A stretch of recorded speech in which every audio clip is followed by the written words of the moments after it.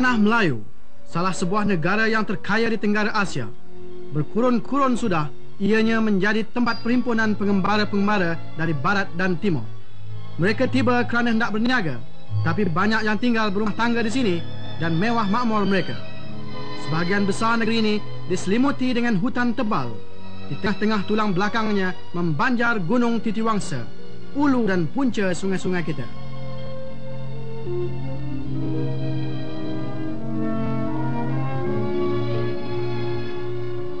Di lembah-lembah Gunung Ganang ini ialah sawah padi yang membekalkan tenaga hidup bagi penduduk-penduduk di sini, Melayu, Cina dan India.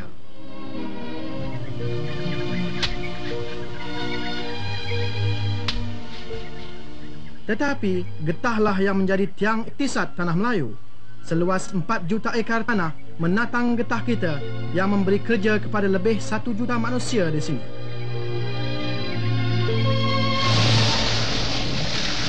Lepas getah biji timah, 1/3 keluaran biji timah dunia datangnya dari tanah Melayu, dari lombong dan kapal koreknya. Kedua-dua perusahaan utama ini telah mengkayakan negeri ini.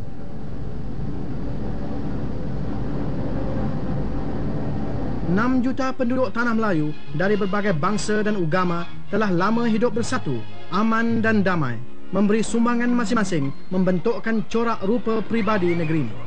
Selepas sahaja tamat Perang Dunia, waktu tanah Melayu sedang pulih kembali dari gelora penjajahan dan kezaliman, komunis Melaya mengangkat senjata hendak merampas kuasa. Mega merah komunis mengancam tanah air kita yang endah permai. Kemudian ianya meletus.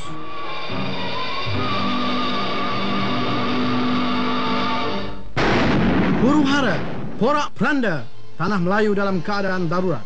Pengganas komunis dari sarangnya di hutan menikam perusahaan-perusahaan penting, mengugut buruh, menghancurkan kilang dan mesin, merosakkan perhubungan dan membunuh mereka yang enggan tunduk.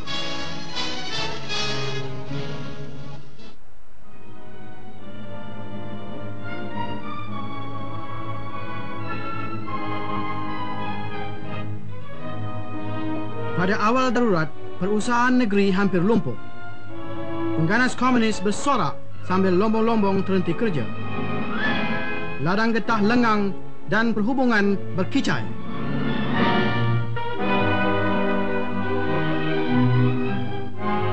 Nampaknya seolah-olah tiada perlindungan lagi tentang musuh yang tiada berperi kemanusiaan ini. Seluruh kampung menjadi abu bila penduduknya enggan menyokong dan menerima fahaman asing yang dibawanya itu. Rakyat jelatalah dari kaum tani dan buruh yang menderita, dan bahagian penduduk inilah kononnya yang mereka hendak bela.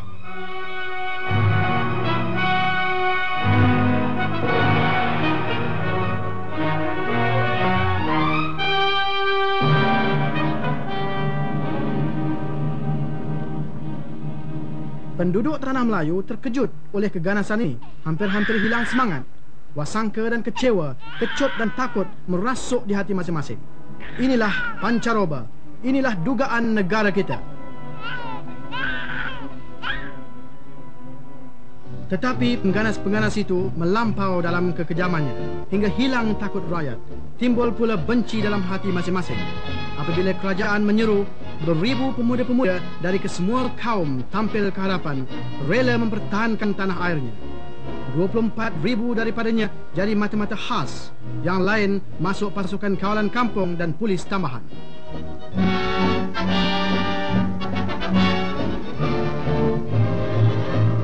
Rancangan melatih pun berjalan serta-merta. Pusat-pusat latihan muncul di merata tanah air dan orang awam pun ditunjuk cara menggunakan senjata api. Ini adalah perjuangan rakyat.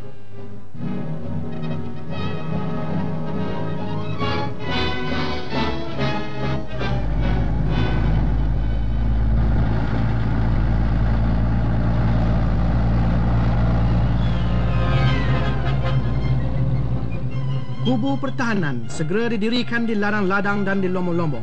Mata-mata khas sesudah sahaja terlatih mengambil tempat masing-masing di medan perjuangan, mengawal tempat-tempat perusahaan siang dan malam.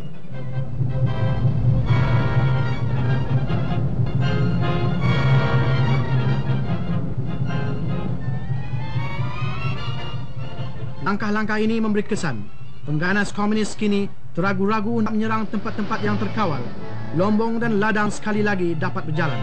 Hasil bertambah baik. Maksud komunis hendak melumpuhkan iktisad jatuh terhempas.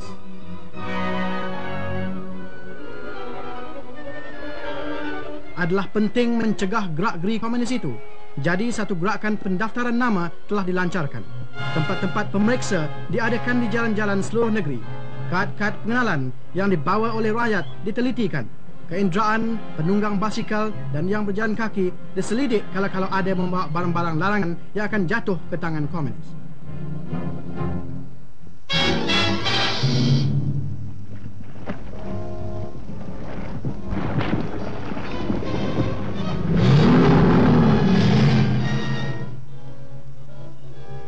Pasukan polis yang sekarang reda dari tugasnya pergi menyerang musuh di tempatnya.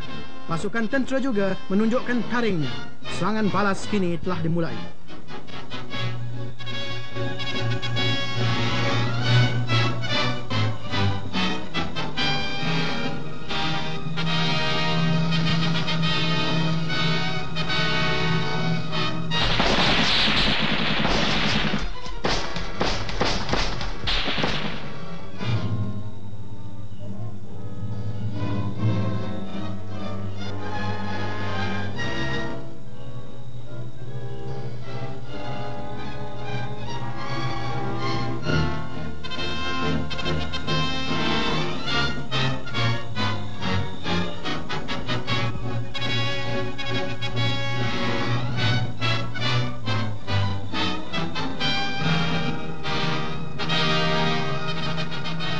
Pasukan keselamatan dapat mengejar pengganas di mana-mana jua pun, tetapi tidak dapat memutuskan perhubungan mereka di luar hutan selagi soal penduduk-penduduk tanah haram belum diselesaikan.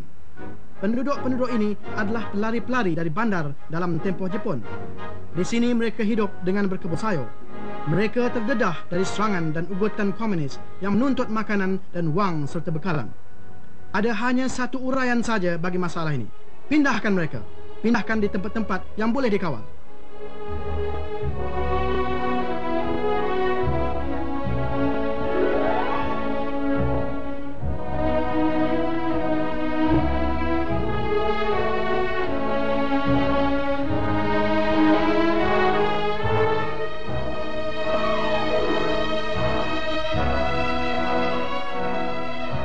Pertengahan tahun 50, gerakan ini bertambah giat lagi dijalankan oleh mendiang Lieutenant General Sir Harold Briggs. Seluruh ceruk rantau tanah Melayu, penduduk-penduduk dari kampung-kampung yang berbahaya berpindah ke kampung-kampung baru.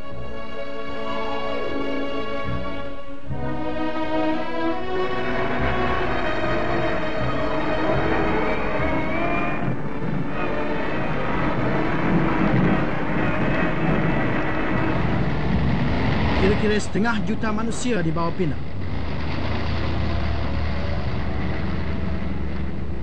Mereka dibawa pindah dengan kereta, di mana yang boleh dengan kereta api.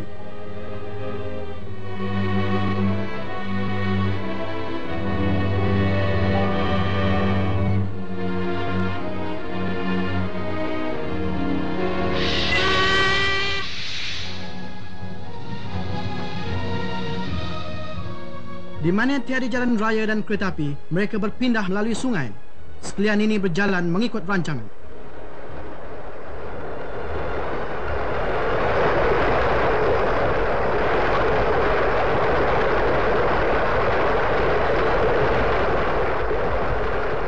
Keluarga-keluarga diberi sagu hati dan segala bantuan untuk hidup di tempat baru. Di sini mereka dapat bercucuk tanam dengan aman.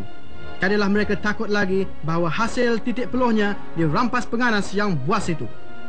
Gerakan ini adalah satu pukulan hebat terhadap musuh kita. Terputus hubungan dari rakyat. Masalah yang dihadapinya sekarang ialah makanan.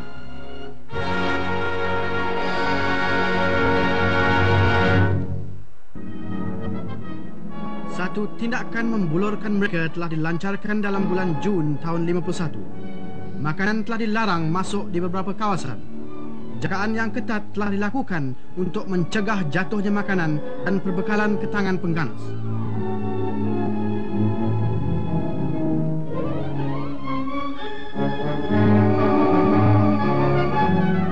Kampung, pekan, kampung-kampung baru dan rumah-rumah buruh menjadi tempat simpan makanan yang terkawal. Tiada sedikit pun diberi peluang makanan sampai ke tangan komunis.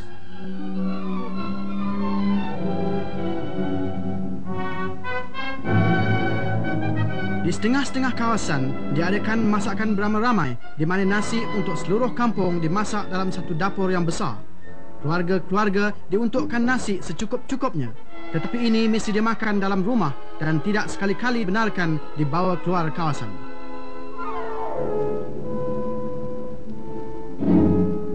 Sementara itu, pasukan keselamatan sambil menembus jauh ke dalam hutan, membakar sekalian ladang yang ditanamkan oleh komunis untuk bekalan makanan.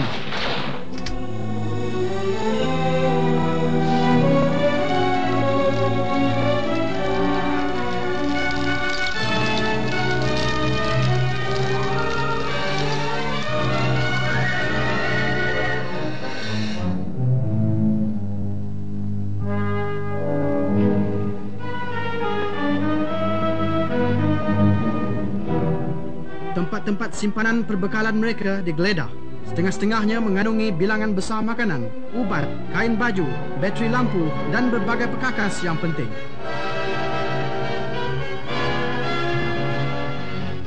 Pasukan kawalan kampung dan polis tambahan pun berjaya membunuh pengganas.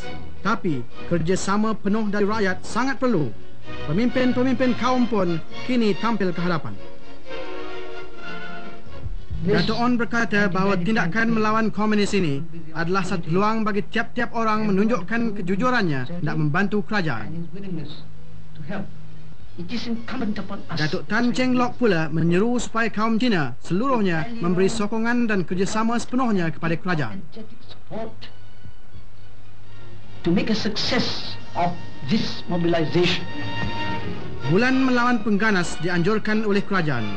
Berjalan sahaja gerakan ini, 500,000 penduduk dari segala peringkat datang melamarkan diri. Sambutan besar-besaran ini menafikan sama sekali di arah komunis bahawa mereka disokong oleh rakyat.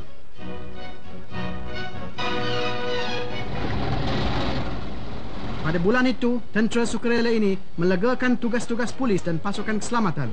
Dengan itu, dapatlah mereka memperhebatkan lagi peperangan melawan komunis.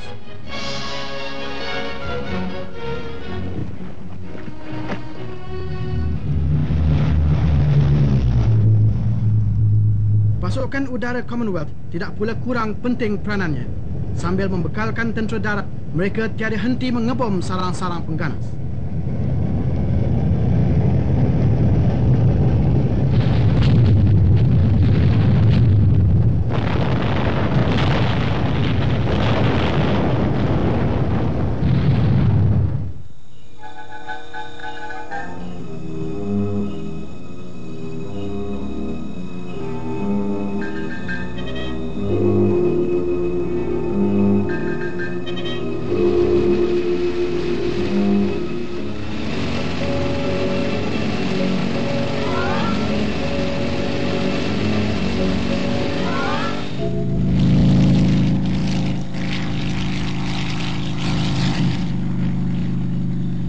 Dalam peperangan ini, helikopter didapati sangat berguna. Askar-askar segera diangkut terus ke tengah-tengah belantara dengan tidak payah mereka berjalan berhari-harian lamanya.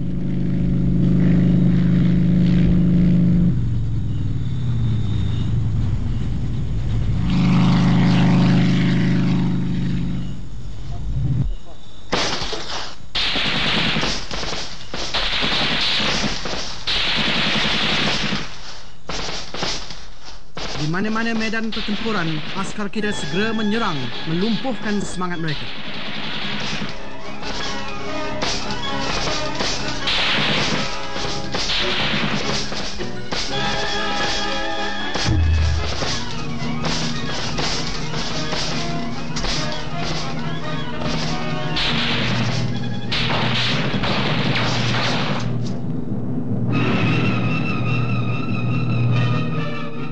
Sungguh pun banyak musuh yang tertewas, namun mereka berkeras lagi. Dalam tahun 51, keganasan makin bertambah. Musuh kita itu buas lagi ganas. Dengan serangan-serangan hendap di tempat-tempat yang tidak disangka-sangka, mereka dapat menewaskan pasukan keselamatan kita beberapa kali.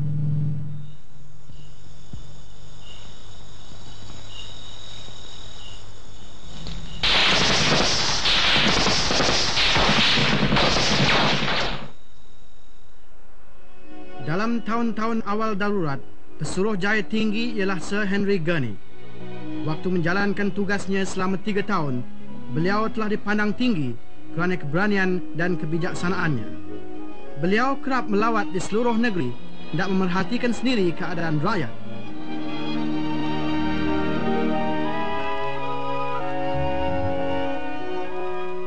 Waktu melawat-lawat inilah, maka Sir Henry Gurney menemui ajalnya ketika keretanya diserang hendak oleh pengganas di selekoh jalan yang berbahaya pada pagi 7 hari bulan Oktober tahun 1951. Pembunuhannya mengejutkan negara dan dunia.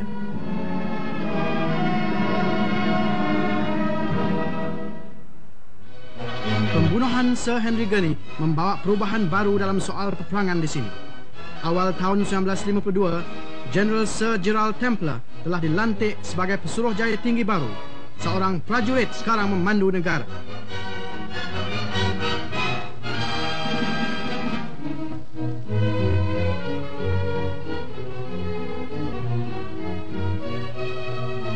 General Templer menerangkan bahawa darurat tak dapat diatasi semata-mata dengan tindakan tentera sahaja. Malah, hendaklah diperjuangkan dari segi masyarakat, iktisad dan siasat.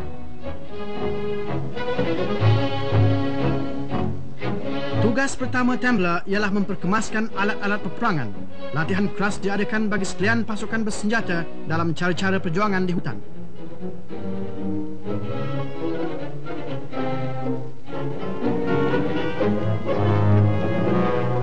Pada kali pertama, wanita telah diambil di dalam pasukan kawalan kampung. Gerakan sedia berhemat telah dijalankan oleh pasukan polis bagi menawan hati rakyat yang taat setia.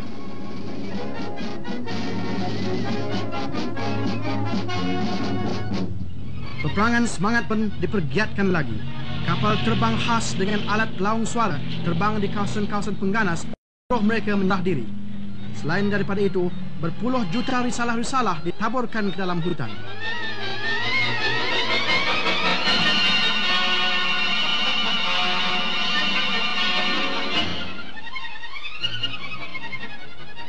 Perkhidmatan penerangan pun disusun semula dan diperbesarkan lagi. Orang awam digalakkan tampil ke hadapan dengan keterangan-keterangan mengenai pengganas komunis. Di setengah-setengah kampung, kertas soal jawab dikirimkan kepada penduduk-penduduk dan keterangan-keterangan mengenai gerak-geri pengganas komunis itu dapat dihantarkan secara rahsia melalui pos. Kerajaan juga mengumumkan hadiah-hadiah besar bagi keterangan-keterangan yang menghasilkan tertangkap atau terbunuhnya pengganas itu. Pesuruh jaya tinggi tidak berhenti melawat pasukan keselamatan. Waktu inilah pasukan kawalan kampung memuncak kekuatannya hampir 1 juta orang.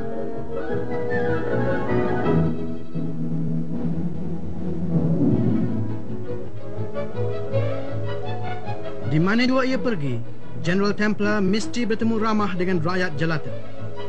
Beliau percaya hati mereka lah yang mesti ditawan jika hendak menang peperangan ini. Kampung-kampung baru menjadi keutamaannya. Di dalam sesingkat masa sahaja, General Templer memulihkan semula kepercayaan rakyat. Orang dewasa dan kanak-kanak senyum dan melambainya di mana jua ia berada.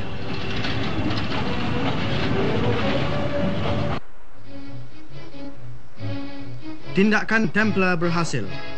Bulan Mei 52, pengganas mula menyerah diri beramai-ramai. Dalam tahun itu juga, pasukan persekutuan ditubuhkan.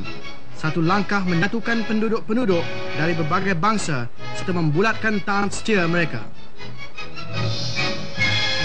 Pada waktu darurat diisytiharkan, Asam Melayu hanya mempunyai 2 batalion saja. Mereka inilah yang menghadap musuh dengan beraninya.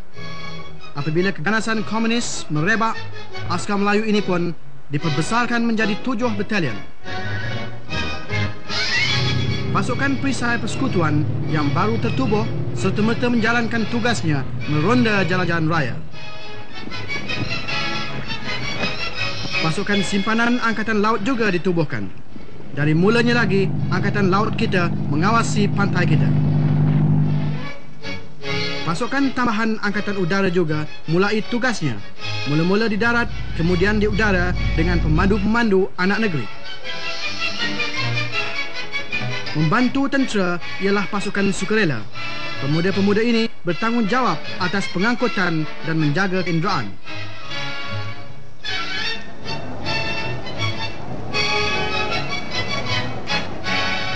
Sumbangan Commonwealth pun bertambah. Askar-askar dari luar negeri, dari England dan Australia, dari Fiji dan Afrika tiba menyokong perjuangan kita.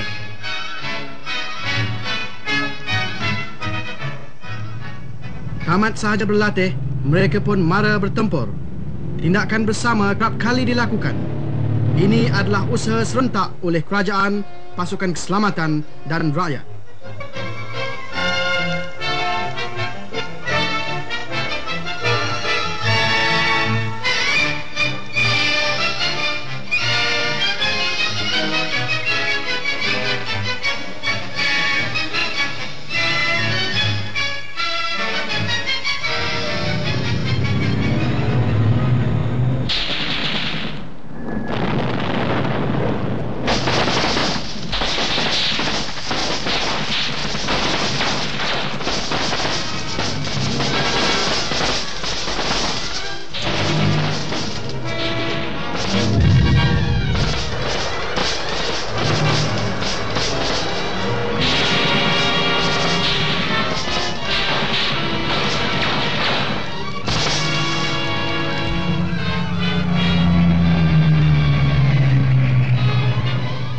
Sebagaimana hebat tindakan kerajaan, demikianlah pula berat kerugian pengganas. Dalam tahun 52-53, pasukan keselamatan menewas kira-kira 3,000 pengganas.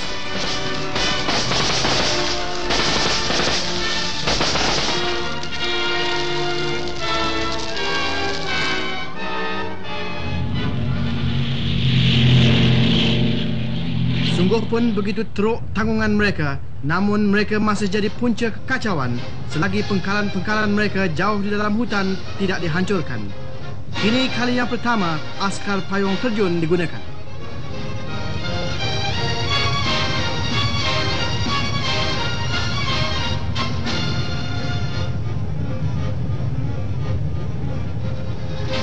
Kerja utama ialah berhubung dengan orang asli dan tawan hati mereka. Jauh dari tamadun, mereka ini menjadi mangsa yang senang bagi pengganas-pengganas itu. Tetapi apabila terjamin dirinya daripada serangan dan ugutan pengganas, mereka pun memberi kerjasamanya dengan kerajaan. Mereka membantu pasukan keselamatan membina kubu-kubu hutan. Kubu-kubu inilah yang mematahkan tulang belakang musuh, kerana mereka tiada lagi dapat perlindungan hutan dan bantuan dari orang-orang asli ini.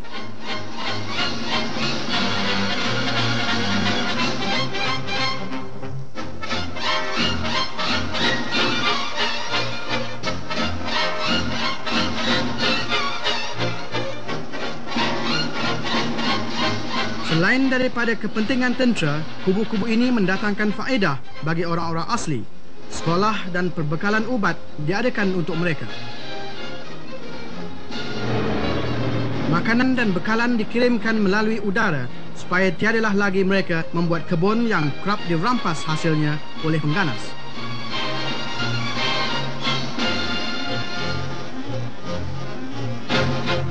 Orang-orang asli ini serta kubu-kubu itu menyebabkan runtuhnya kekuatan musuh.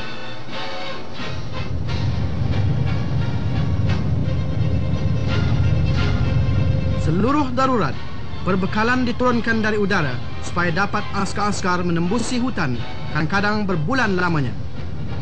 Sewaktu menggambar inilah, maka 2 orang penggambar Malayan Film Unit terkorban tatkala kapal terbangnya jatuh. Hanya gambar ini saja yang dapat dicari, tetapi mayat mereka gaib.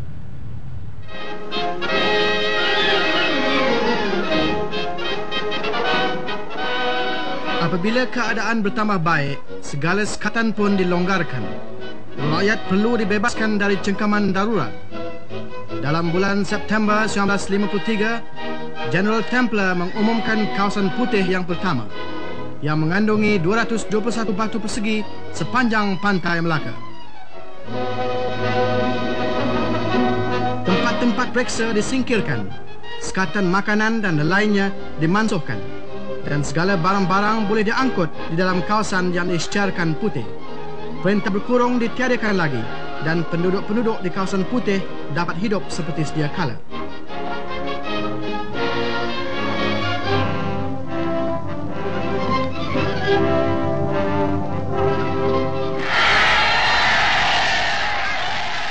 General Templar telah berjaya dalam cara tindakannya. Kini selepas 2 tahun berkhidmat, beliau kembali ke tanah airnya diiring dengan ucapan selamat belaya dari penduduk-penduduk tanah Melayu.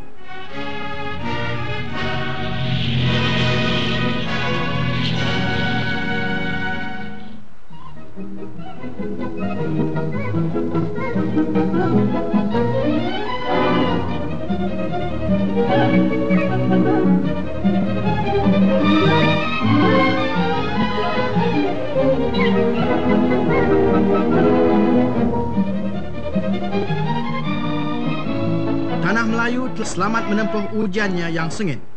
Rakyat tiada lagi berasa kecut, malah hilang takut, timbul pula harapan.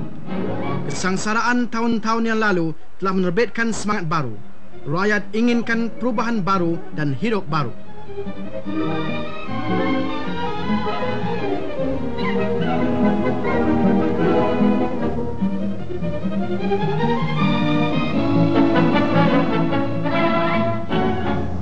Lembaga Kemajuan Kampung dan Perusahaan telah ditubuhkan untuk membantu penduduk-penduduk kampung.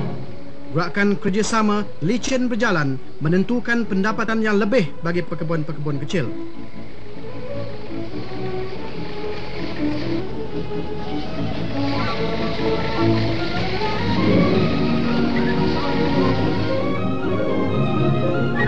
Kampung-kampung baru hasil dari tindakan darurat kini menjadi satu pusat usaha yang cergas lagi membesar.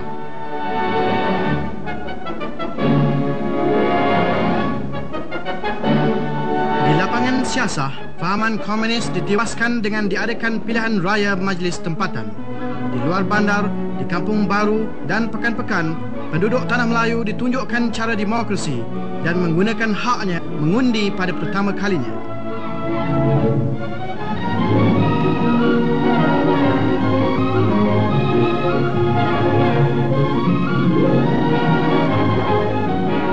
Fajar baru menyingsing di tanah air kita.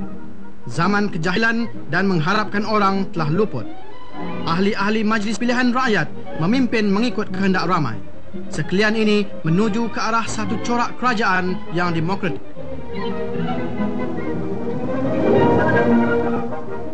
Pilihan raya yang pertama pada tahun 1955 adalah satu kemajuan dalam perkembangan siasat. Satu-satunya yang menarik dalam peristiwa negara ini ialah percantuman 3 buah parti siasat yang besar, mewakili segala kaum. Dalam kempen pilihan raya, parti Perikatan ini melaungkan merdeka untuk tanah Melayu sebagai semboyan perjuangannya.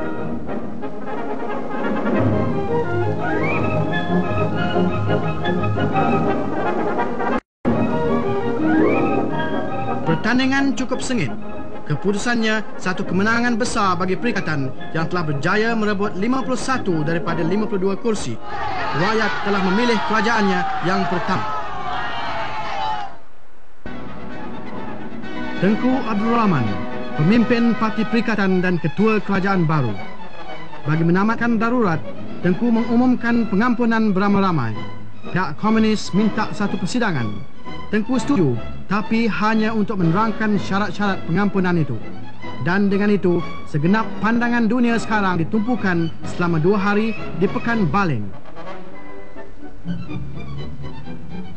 Di dalam satu bilik darjah, perundingan berjalan di antara ketua-ketua kerajaan dengan kepala pengganas Chin Peng, Setiausaha Agung Parti Komunis. Sebagai dijangka, tuntutan pertama komunis ialah supaya diiktirafkan partinya. Ini telah ditolak sama sekali. Pihak komunis itu cuba nak menukarkan kekalahan tenteranya menjadi satu kemenangan siasat. Jadi gagallah persidangan itu.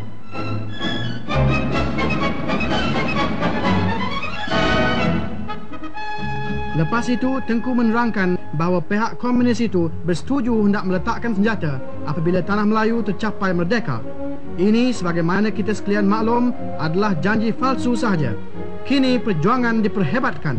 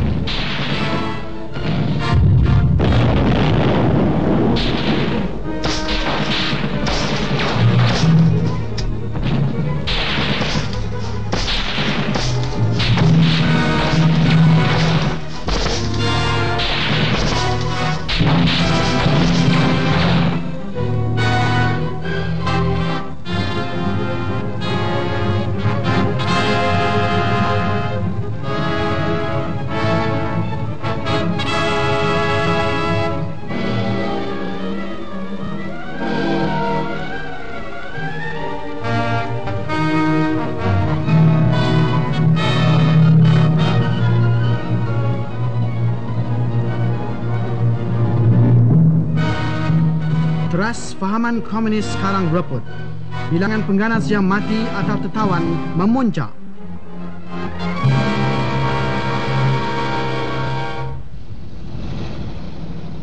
Sementara itu, tindakan tentera mara kesempadan negeri Thai. Di Betong, Tengku berunding dengan General Pau, Ketua Polis Thai.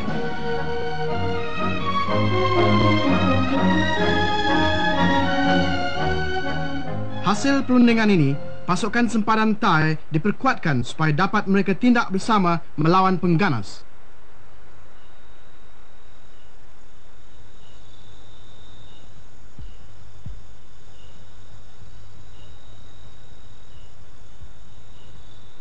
Awal tahun 56, Tengku terbang ke London untuk berunding.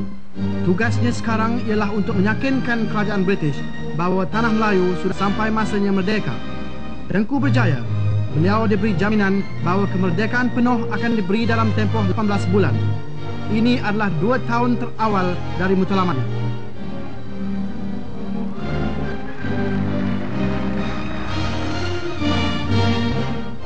Tiada pernah sesuatu tanah takluk, lebih-lebih lagi yang dalam keadaan darurat, dapat kejayaan sedemikian besar. Tengku telah membuat sejarah dengan kemenangannya.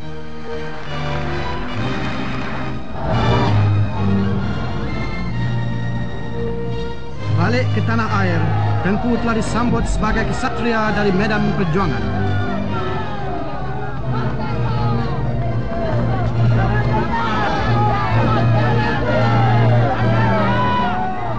Negara Hang Tuah telah dipilih sebagai tempat pengisytiharan Tengku.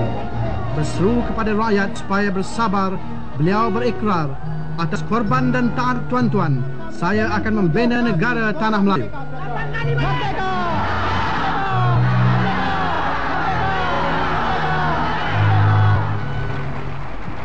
Dengan itu, lahirlah Persekutuan Tanah Melayu pada 31 Ogos 1957. Tanah Melayu telah merdeka dengan tiada tertumpah setitik darah pun. Kini Persekutuan dengan bangga mengambil tempatnya di antara negara-negara bebas di dunia. Rakyatnya bersatu padu taat kepada Seri Paduka Baginda yang di-Pertuan Agong, lambang kedaulatan negara.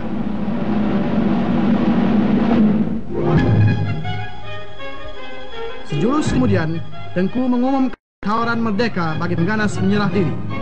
Ini adalah permulaan perarakan rakyat di seluruh tanah air, kebanyakannya diketuai oleh Tengku sendiri. Sangatlah berjaya tawaran merdeka itu hingga dilanjutkan tempohnya oleh kerajaan. Hingga tahun 58, 646 pengganas telah mengambil kesempatan akan tawaran menyerah diri itu. Kawasan putih pun meliputi daripada 20 hingga ke 80% negara kita. Kemenangan akhir terbayang tiada jauh lagi.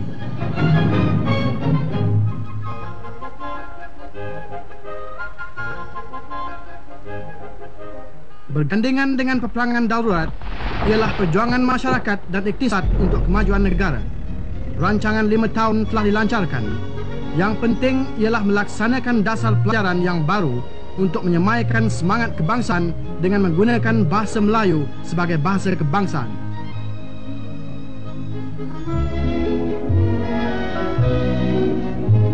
Perkhidmatan masyarakat dan kesihatan dibesarkan. Banyak lagi tanah dibuka untuk menanam getah. rancangan menanam semula pun berlangsung. Sekali lagi persekutuan menjadi pengeluar getah yang terbesar sekali di dunia. Tanah Melayu menanggung dengan sabar waktu biji timah merosot.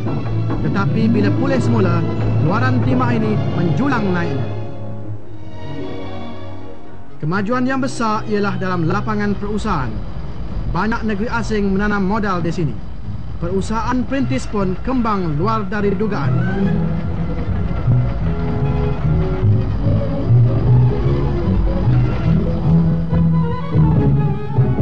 Perumahan di Tanah Melayu pun menakjubkan. Berbagai bentuk bangunan muncul seperti cendawan.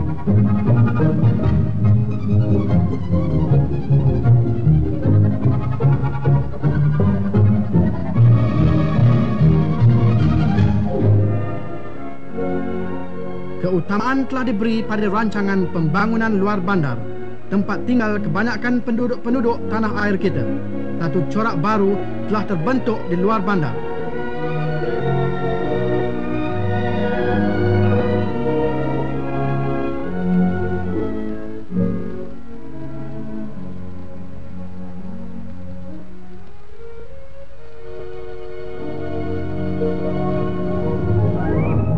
Pilihan raya parlimen adalah kemuncak pengolahan siasat negara kita. Teras demokrasi ialah kebebasan memilih kehendak hati. Rakyat Tanah Melayu telah dikehendakkan sekali lagi menentukan nasib mereka dan mengendalikan sendiri bahtera kerajaannya.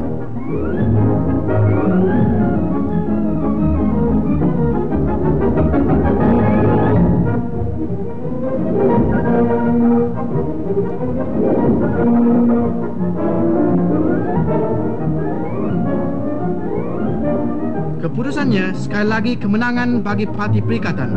Rakyat telah menaruh kepercayaan akan kerajaan yang diketuai oleh Tengku Abdul Rahman. Dalam bulan April 1960, Seri Paduka Baginda yang di-Pertuan Agong dalam ucapan titahnya kepada Parlimen menyampaikan berita yang ditunggu-tunggu kian lama oleh rakyat. Maka kerajaan mereka bercadang hendak mengisytiharkan darurat ini tamat pada 31 hari bulan Julai. Dan dengan itu, pada 31 Julai 1960, sekalian undang-undang darurat akan dimansuh. Satu kemenangan bagi Tanah Melayu.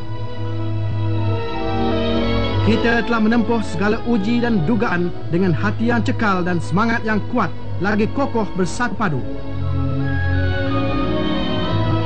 Terhutang budilah kita kepada pasukan keselamatan, baik dari tanah air kita maupun dari Commonwealth, kerana taat mereka dan kerelaan mereka mengorbankan diri. Pujian juga diuntukkan kepada orang awam yang membantu pertahanan tanah air kita dan menjalankan tugasnya dengan segala keberanian dan ketabahan hati. Dalam taufan dugaan negara, banyak bunga yang mekar gugur. Kepada mereka, marilah kita hadiahkan Fatihah. Mereka telah mengorbankan diri untuk mempertahankan Ibu Pertiwi dan kebebasan demokrasi. Jauh sudah mereka dari mata kita, tapi di hati kita, mereka tetap berada memberi perangsang menurut jejak mereka, membela persekutuan Tanah Melayu.